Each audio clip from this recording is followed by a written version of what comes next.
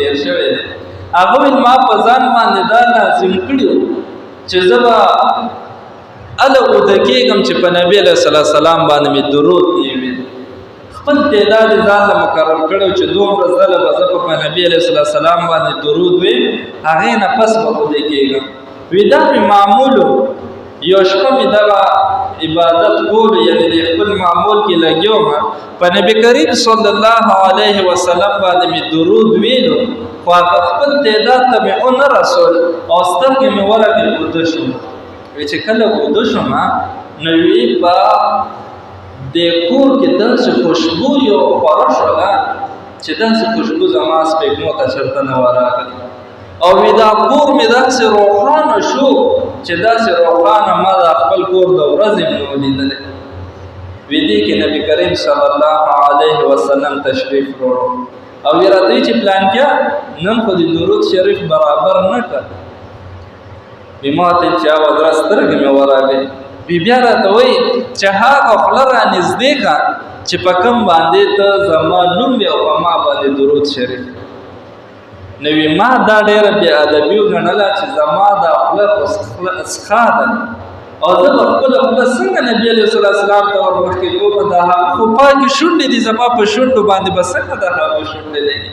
نو وی ما دا بې ادبي وګڼله او دا خپل رخسار یعنې دا مخ مې ورته ورنږدې کړو نبي کریم صلی الله علیه وسلم باندې په هغې باندې خپلې شونډې مبارکې ولګولې او بیا وی داسې خوشبو شوه چې نبي کریم صلی الله علیه وسلم تشریف یوړلو نو وی په هغه خوشبو باندې زمونږ د کور خلک ټول راپاڅېده چې دا نن کومه نمونه خوشبو ده دې کور کې وی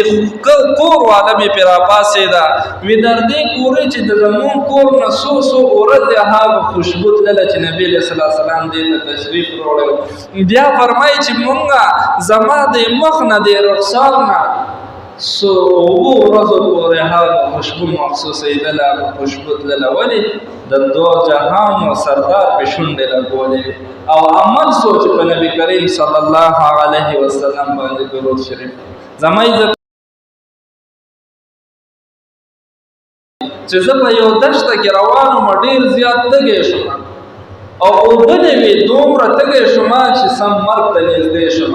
وی چې ومې کته یو ماشومه ده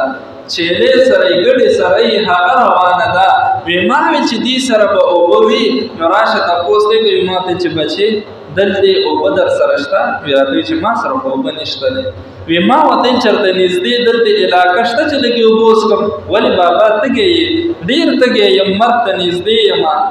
او اوبه را سره نشته دی نو هغه ماشومه ورته بابا دلته خو کورونه نشته د علاقه نشته دا خو دشته ده خو راشه زه دا باندې اوبه څښم ما ته چې اوبه را باندې څنګه څښې وی یو کوي لی بوتلم وي زه ډېر خوشحاله شوم چې دې کوي نه به زه اوبه راوباسم وی چې ومې کتې د اوبو راویستلو څه نو وی ما ورته چې بچې دې نه به زه اوبه څنګه څښم یو تږی یو دې راپورې خندا کېږي که څنګه وی راته چې بابا ولې دې نه اوبه څښه که نه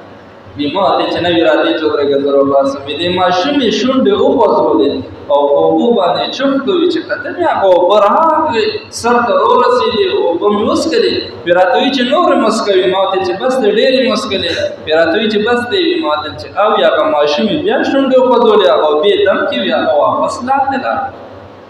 وی ما ورته چې فرشته یې که ته څنګه چل وی راته وی چې نه زه خو انسان یم فرشته خو نه یم